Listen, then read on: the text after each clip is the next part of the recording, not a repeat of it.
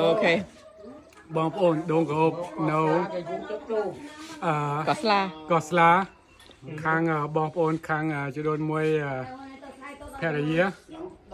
បងប្អូននេះខ្ញុំសំណាងបានញ៉ាំដងក្រអូបលើកទី1ក្នុងជីវិតហើយអូនតាំងក្រុមគ្រួសារបានទទួលយកខ្ញុំឲ្យស្គាល់ដងក្រអូបនៅកោះស្លា លើកទី1 បងប្អូនលើកទី1ក្នុងជីវិត ngay nhá nhanh đào co ឲ្យពូថ្ងៃដល់កបងប្អូន và em đào ហើយ co អែមដល់កខ្ញុំស្ដាយពេកផឹកអត់អស់ឥឡូវខ្ញុំស្រួយទឹក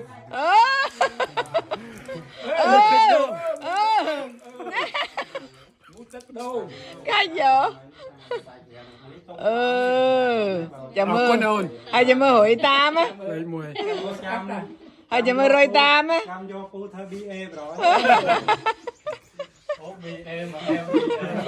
បាយទៅem ê commercial lỗ đôn ơi ê ôi nè nhâm khao tè salad hỏi nè nhâm khao tè salad đó này luôn thu mà thọt này đi ok